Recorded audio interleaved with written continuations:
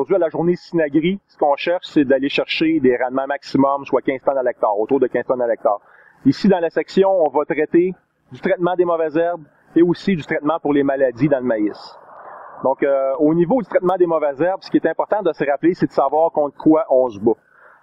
Aujourd'hui, les populations de mauvaises herbes auxquelles on a à faire face, on les a bâties dans les 10 dernières années, soit depuis la venue des cultures Roundup Ready. Pourquoi je dis ça? C'est parce qu'avec les cultures Roundup Ready, on a utilisé surtout le glyphosate comme mode d'action. Et le bon côté du glyphosate, oui, très efficace, mais mauvais côté, c'est qu'il n'y a aucune rémanence. On a donc créé des nouvelles populations de mauvaises herbes qui germent plus tard en saison. Pensez juste à une quinzaine d'années, les chimies qui étaient utilisées pour le contrôle des mauvaises herbes étaient beaucoup plus efficaces dans le temps. C'est-à-dire que les produits qui étaient utilisés avaient des caractéristiques qui étaient anti-germinatifs, autant graminées que feuilles larges, et ça amenait un très bon contrôle au niveau des mauvaises herbes très ordinaires, les plus communes, on peut dire, l'herbe à poule, le chou-gras, l'amarante, les sétères, digitaires, etc. Donc, au niveau du contrôle de ces mauvaises herbes-là, ça a été très bon, voilà 15 ans. Mais depuis les 10 dernières années, comme je disais, au début, ça allait très bien avec la technologie glyphosate, Roundup tout seul, sauf qu'avec les années, on s'est retrouvé à créer à favoriser la germination et l'implantation de nouvelles populations de mauvaises herbes qui ont tendance à germer plus tard en saison. Pensez au galin soga. Certaines régions du Québec commencent à avoir du galin soga, des problèmes de galin soga qui est une mauvaise herbe qui germe vraiment tard dans la culture du soya. Dans le maïs, c'est pas vraiment problématique, mais dans le soya, c'est plus fatigant. Pensez à la morelle. Morelle, mettez-vous dans la peau là, de juste 15 ans. Aviez-vous des problèmes de morelle? Pas vraiment.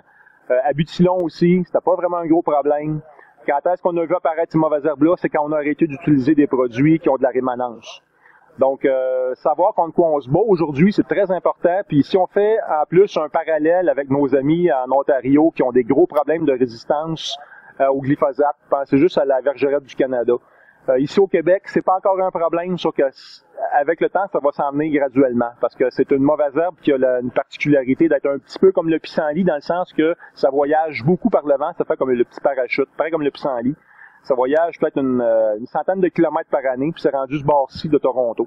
Donc c'est une mauvaise herbe qu'on va voir apparaître au Québec dans les quelques prochaines années à venir, mais où on est chanceux par rapport à l'Ontario, c'est qu'il y a déjà des technologies qui vont être à la disposition des producteurs pour venir contrer l'apparition de cette mauvaise herbe-là. Soit l'utilisation de soya résistant au dicamba, qui va s'avérer être un très bon outil de gestion. Si on pense aux mauvaises herbes usuelles qu'on a aujourd'hui, par exemple le chénopode blanc. Combien de semences va faire chaque plant de chou-gras de chénopode blanc? On sait que chaque plant peut produire à peu près 70 000 semences. Pour l'herbe à poux, ça va en produire beaucoup moins, sauf que l'herbe à poux, ça reste un problème assez majeur, surtout au niveau du soya IP. Ça va avoir tendance à attacher le soya. L'amarante à racine rouge, on parle d'environ 115 000 semences par plant que ça va produire. Donc, le niveau de semences produites par chaque mauvaise herbe est significatif. Mais l'autre problème, c'est au niveau de la survie de ces semences-là. Plusieurs études ont démontré que la survie des semences de mauvaises herbes, en particulier du chou-gras, amarante, ça peut survivre jusqu'à peu près 35 ans dans le sol.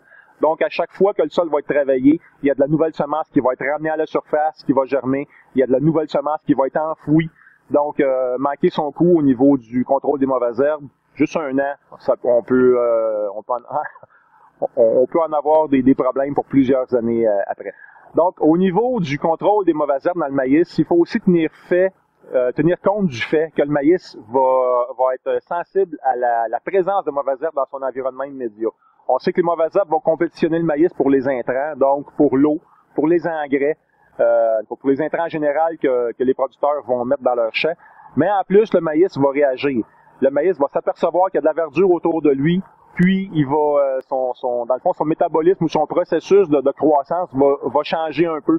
Le maïs va avoir tendance à pousser plus vite en hauteur pour s'assurer d'avoir une meilleure réception de la lumière pour faire sa photosynthèse. Donc souvent, le maïs va avoir des feuilles plus dressées, va avoir une tige plus fine pour s'assurer de gagner la compétition par rapport à la verdure qui est autour de lui.